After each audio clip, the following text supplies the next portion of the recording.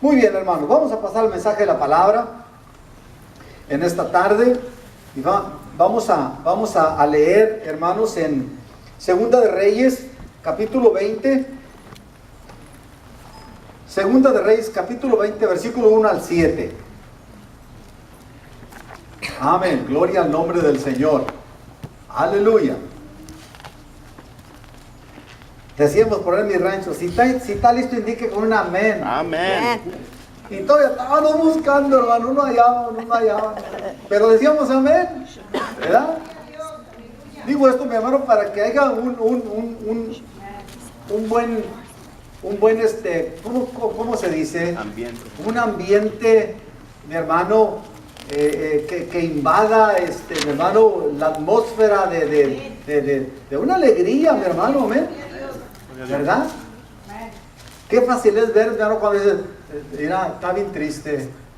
¿Por qué? Pues le miras el ojo sumido, la boca fruncida. ¿Cómo no va a estar triste? Oh, hermano, ¿verdad? Pero lo mira, está ahí. Oye, mira, está bien alegre. Oh, pues, ¿cómo no? ¿Verdad, hermanos? Que hay una atmósfera bonita. Gloria al nombre del Señor. ¿Listos, hermanos? Vamos a entrar a la palabra. Segunda de Reyes, capítulo 20, versículo 1 al 7, en el nombre del Padre, del Hijo y del Espíritu Santo, dice así. En aquellos días, Ezequías cayó enfermo de muerte, y vino a él el profeta Isaías, hijo de Amós, y le dijo, Jehová dice así, ordena tu casa, porque morirás y no vivirás. Entonces él volvió su rostro a la pared y oró a Jehová y dijo, te ruego, oh Jehová, te ruego que hagas memoria de que he andado delante de ti en verdad y con íntegro corazón, y que he hecho las cosas que te agradan. Y lloró Ezequías con gran lloro, y antes que Isaías saliese hasta la mitad del patio, vino palabra de Jehová a Isaías diciendo, vuelve y di a Ezequías, príncipe de mi pueblo, así dice Jehová, el Dios de David tu padre, yo he oído tu oración y he visto tus lágrimas, he aquí que yo te sano, al tercer día subirás a la casa de Jehová y añadiré a tus días 15 años. Y te libraré a ti y a esta ciudad de mano del rey de Asiria. Y ampararé esta ciudad por amor a mí mismo y por amor a David mi siervo. Y dijo Isaías, tomad masa de higos, y tomándola la pusieron sobre la llaga y sanó. Amén. Y sanó. Padre Dios, gracias Espíritu Santo por su palabra. Gracias, Padre eterno, porque usted ya sabía, Señor, que estas cosas iban a suceder. Usted ya nos había visto en la eternidad pasada, Dios, que este día íbamos a celebrar el nombre de Jesús, esta congregación, Señor mi Dios, juntamente con mis hermanos. Usted ya lo había visto, Señor, por eso le doy gracias, porque reconozco que usted es Dios de la eternidad pasada, del tiempo presente y de la eternidad futura. Gracias, Espíritu Santo. Bendigo a mis hermanos, bendíganos en un sentido general, Señor, para aprender de su palabra y vivir por ella. En el nombre de Jesús. Amén. Ocupe su lugar. Mire, hermano, ¿cómo fue esto? Ahora, no vamos a hablar de Ezequías, no vamos a hablar, mi hermano, de la sanidad de Ezequías. No vamos a hablar de lo que Dios le prometió a Ezequías que iba a hacer. Es un pasaje muy precioso, queridos hermanos.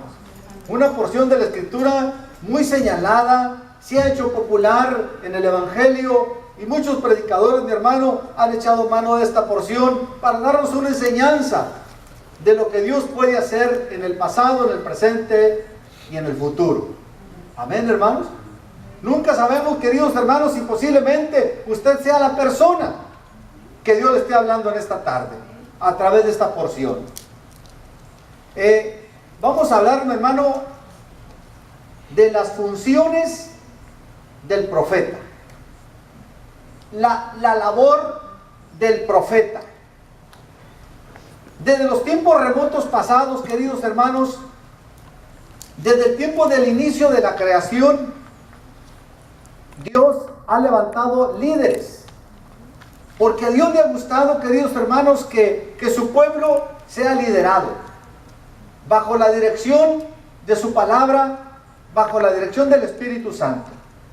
Y vemos que en el tiempo remoto empezó Adán, hubo el fracaso, vino el diluvio, continuó Noé, y de ahí, mi hermano, Dios empezó a darle una secuencia a la historia de su palabra para que su pueblo tuviera un mensajero de Dios.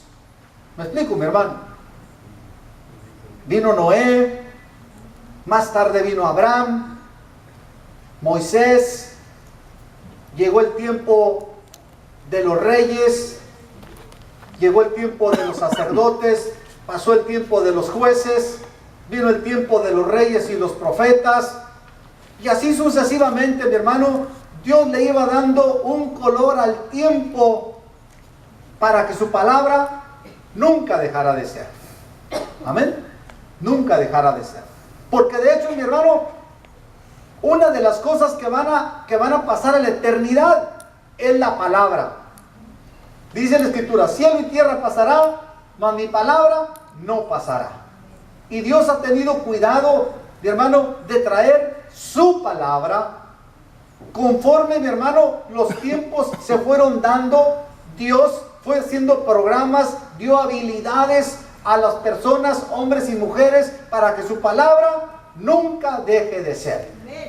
Gloria a Dios. Somos muy bendecidos, queridos hermanos, el estar en un lugar como este, sentados sin que nadie nos esté presionando, y más que todo, escuchando la palabra de Dios. Y en esta tarde, queridos hermanos, vamos a hablar de la función del profeta. ¿Qué papel jugó el profeta en la historia de Dios? El papel que desempeña el profeta en el plan de Dios. En el plan de Dios. Las Escrituras nos enseñan, queridos hermanos, que hay profetas, hubo profetas mayores y hubo profetas menores. ¿Por qué se les ha dado una distinción de profetas mayores y profetas menores? ¿Dónde está la diferencia? Bueno, según los historiadores y según los que han estudiado la palabra del Señor, hicieron esta diferencia por la razón de que fue más el escrito, fue un escrito de más extensión de papel y letra que los otros. Por ejemplo, tenemos Isaías, Jeremías, Ezequiel y Daniel, conocidos como profetas mayores, porque la extensión del escrito fue más. Y lo tenemos, mi hermano, Oseas, Joel, Amós, Abdías, Jonás, Miqueas, Nahum, Habacuc, Sofonías, Ageo, Zacarías y Malaquías, conocidos como profetas menores, porque la extensión de su escrito fue menos. Supuestamente ahí es donde se hace la diferencia de profeta mayor a profeta menor. Pero no hay ninguna diferencia en la palabra que hablaron y en la función que desempeñaron. Fueron tan importantes como los mayores, igual hacia los menores. Su palabra no disminuye por llamarlo profeta menor. ¿Me explico? Amén. Jugaron un papel tan importante como los mayores, así como los menores. Pero de todos los ministerios que se jugaron en el Antiguo Testamento, ¿cuál corría el más riesgo? ¿Cuál era el ministerio más arriesgado? Yo llegué a la conclusión, queridos hermanos, que el ministerio más arriesgado en el Antiguo Testamento fue el de los profetas. Amén. Fue el de los profetas. Cuando un profeta, mi hermano, recibía el mensaje de Dios, no era cualquier cosa. No era cualquier cosa. Había calidad de vida moral y espiritual que le daba la distinción de una persona común y corriente de entre la sociedad. Amén.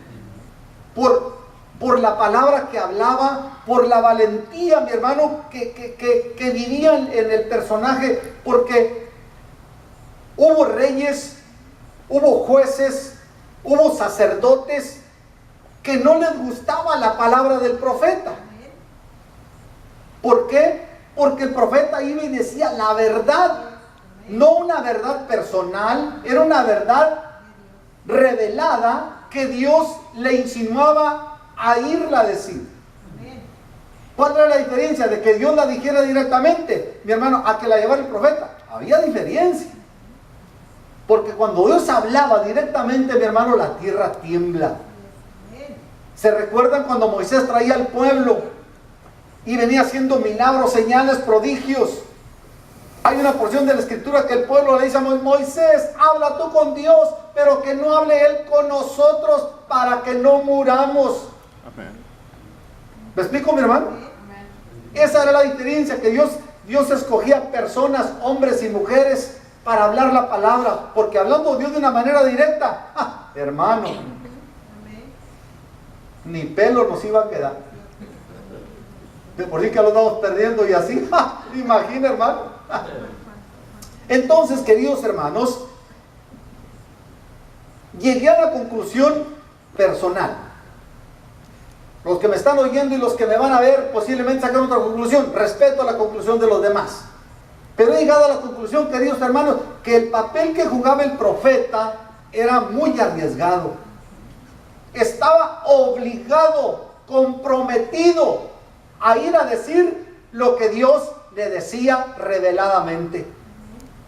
Y se presentaba ante el sacerdote, ante el rey, ante el juez, porque así ha dicho Jehová. Y muchos no eran queridos porque iba y les decía la verdad como Dios veía la función del personaje. ¿Me explico, mi hermano? Hubo reyes que decían, oye, tráeme aquel profeta. No, hombre, a ese no me lo traigas. ¿Por qué? Ese no me dice nada bueno. Pues es que no estaba haciendo nada bueno. ¿Me explico? Entonces que había la conveniencia por el poder. ¿Me explico? Por tener el control de la ciudad, por ser el sacerdote. La Biblia habla, mi hermano, de corrupción de sacerdotes, de profetas, de gente mañosa que se creían ser, pero no eran. ¿Me explico?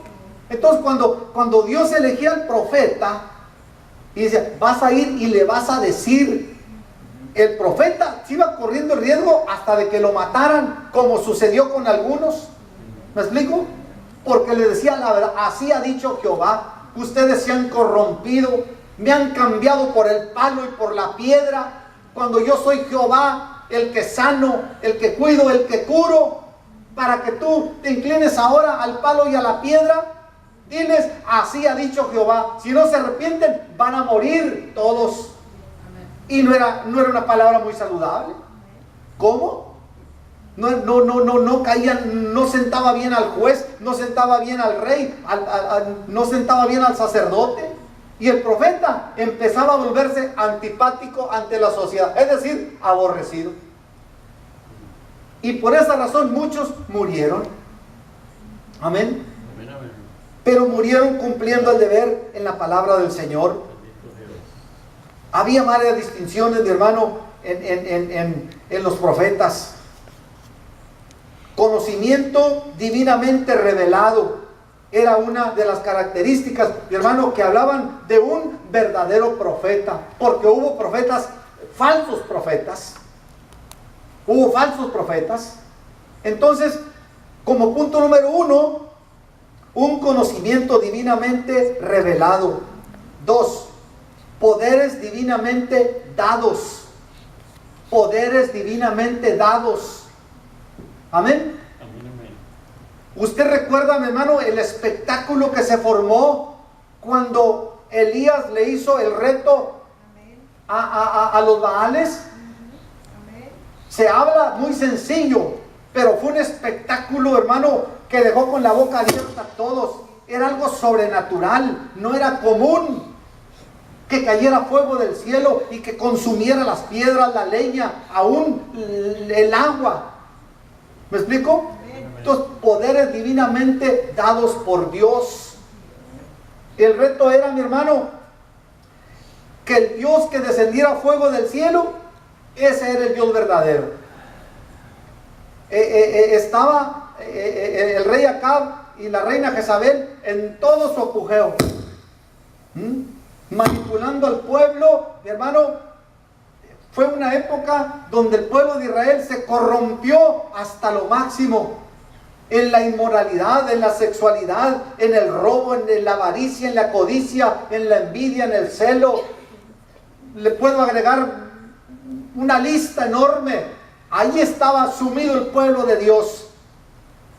Y tuvo que levantar al profeta Elías para llevarles este mensaje. Que se volvieran a Dios. Que Dios era la solución al problema. Entonces, se le tenía que ver una característica con poderes divinamente dados. Se hizo el reto a ver el Dios que descendiera a fuego del cielo. Ese era el Dios verdadero. Que hasta dónde puede llegar el atontamiento moral de la sociedad, queridos hermanos. Llegar a fabricarte un Dios de una piedra que estaba barrumbada ahí.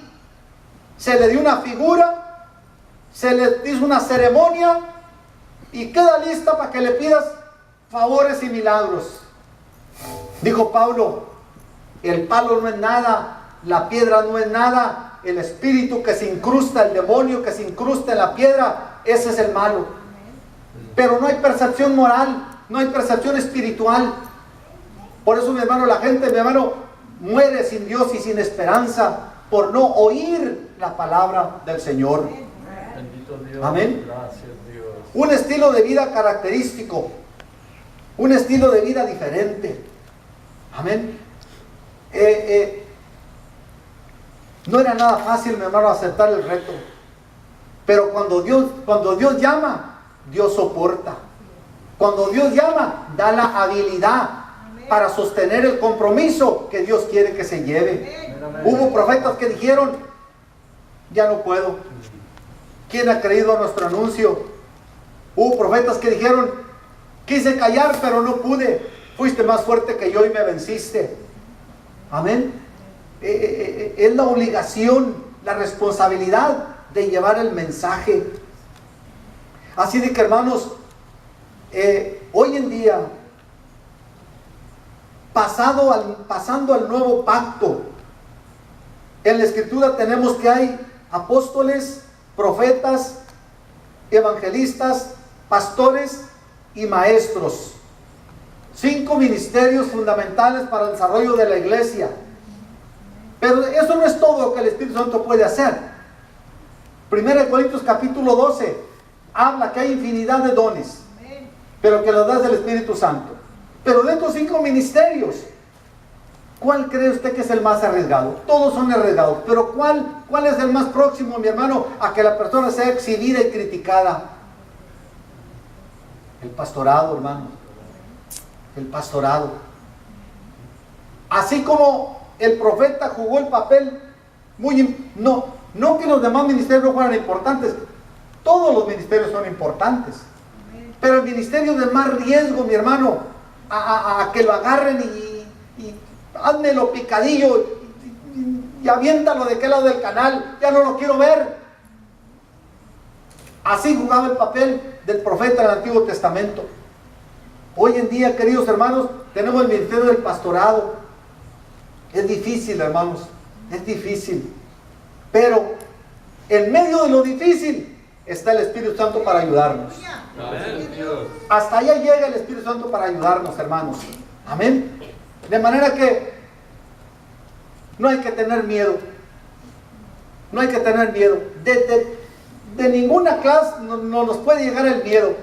Ni social, ni moral, ni económico. El miedo no nos puede brincar. Cuando nos metemos, mi hermano, al 1000%, mi hermano, a respetar la palabra de Dios. Amén. Mire, déjeme decirle una de las funciones que tenía que hacer el profeta en el Antiguo Testamento. El profeta procuraba el supremo bien del pueblo, es decir, total confianza en Dios y fidelidad a Él. Por lo tanto, advertía contra el confiar en otras cosas, tales como la sabiduría humana, las riquezas, el poder u otros dioses. Los profetas exhortaban constantemente al pueblo a vivir conforme a las obligaciones del pacto de Dios, a fin de recibir las bendiciones redentoras de Dios. Estaba obligado, advertía. Decíamos hace un rato, queridos hermanos, Dios nunca va a actuar sin antes advertir. Hoy en día, mi hermano, las advertencias, ya no agarramos la señal. Como que el vivir, como que el modernismo y la sociedad nos quitaron el temor de vivir las obligaciones de la palabra. ¿Me explico, mi hermano? ¿Sabe por qué, mi hermano? Porque así como en el Antiguo Testamento hubo profetas mañosos, embusteros, hoy en día así hay pastores mañosos, embusteros, que a raíz de eso, mi hermano, el Evangelio ha tenido un decaimiento.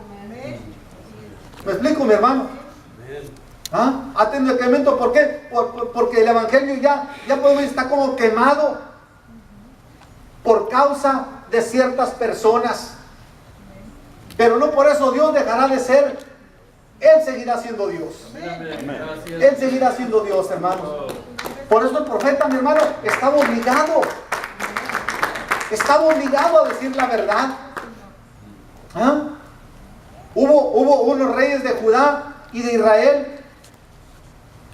Se pusieron de acuerdo para ir a la guerra. Y dijeron, pero hay que consultar a Jehová. Y para consultar a Jehová necesitaban al profeta, conocido también como el atalaya, conocido como el varón de Dios, conocido como el hombre de Dios. Tenía varios nombres la función del profeta. Y se pusieron de acuerdo, les dijeron, pero hay que consultar a Jehová. Pues tráete al profeta de tu pueblo. ¿Quién es el profeta? Fulano tal. No, ese no lo quiero. Ese ya lo consulté varias veces y me ha dicho lo que no quiero oír. Pues sí, porque le decía la verdad. ¿Ah? ¿Quién quiere que le diga la verdad cuando estás mañosamente viviendo? ¿Quién? Y más en una plataforma pública. ¡Ja! ¿Cómo? Si es lo menos que quieres oír. Tráete al profeta. Ese no lo quiero. ¿Qué pasa hoy en día? Fulano, a ese no lo queremos. Amén. A ese punto se está llegando hoy en día, mi hermano, a que debemos de clasificar. Aquel me cuadra porque me gusta, aquel no me cuadra porque me dice lo que no quiero oír. Déjame decirte que el Espíritu Santo te va a decir la verdad. Aquí en China o en Rusia te va a decir la verdad. Amén. Y más vale que encares la verdad, porque el que pierdes eres tú, porque tú eres temporal y Dios es eterno. ¿Me explico, mi hermano?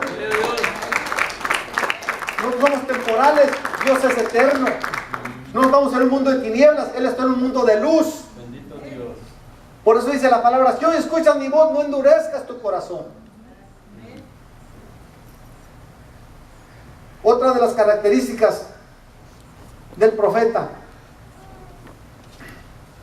el profeta tenía una profunda sensibilidad ante el pecado y la maldad. Era impaciente con la crueldad, el delito, la inmoralidad y la injusticia. Lo que pudiera parecer a la gente común y corriente como una ligera desviación de la ley de Dios, el profeta la consideraba un desastre. Él era poco tolerante con la transigencia, la complacencia, los pretextos y las excusas. Él conocía mejor que nadie el amor que Dios le tenía a la justicia, a la justicia, y su odio a la iniquidad. ¿Sí? ¿Usted cree que fue fácil para Isaías, el pasaje 2 de Reyes capítulo 20, fue fácil para Isaías ir a decirle al rey: oye, si yo visito a un enfermo, pues dale un tecito, hombre, pues dale un tecito de canela, ahí llévale un té de limón, dicen que es bueno para acá, para allá, mátale un pollo, llévale un caldo. Es lo común para visitar a un enfermo. No, hermano, estamos orando para que se componga, para que se aliviane. Este no digo con esas palabras. ¿Qué mensaje consolador es de llegar y decirle al enfermo, vas a morir? ¿Para qué me visitas, hermano? ¿Se da cuenta? Pero Isaías no iba a dar un consejo personal, iba a dar un consejo revelado de Dios. ¿Me explico? Quizás Isaías dijo, ponte Ezequías, ponte acostado. Oye, pero no te mando a hablar. Yo, quítate, porque aquí vengo yo. ¿Qué dice? Dice el Señor que endereces tu casa, porque de esta cama no te levantas, vas a morir. Ahí te miro. Imagínese, hermano. ¿Qué visita tan más complacentera? Visitar a un enfermo, decirle, no, ¿para qué se va a morir? ¿Para qué te quiero? ¿Para qué venías? Sin embargo, mire, la función del profeta, tener que decir la verdad. Amén. Llega Isaías y le dice, aliviánate porque haz el testamento, porque de esta cama no te levantas, vas a morir. Pero note la reacción que hizo Ezequías. Ezequías, mi hermano, fue un hombre que había hecho lo recto y lo justo delante de Dios. Fíjese, mi hermano, cuando uno tiene crédito sano delante de Dios, uno puede pararse en la necesidad más apremiante y decirle, Señor, ayúdame. He andado delante de ti de esta manera y de esta manera, por lo tanto creo que tengo un crédito y es hora que me lo des. Es hora que me lo des. ¿Ah? Aleluya. Gracias. Llega el profeta y le dice que se va a morir. El hombre receptor de aquellas palabras, pues obviamente, mi hermano, causa baja moralidad.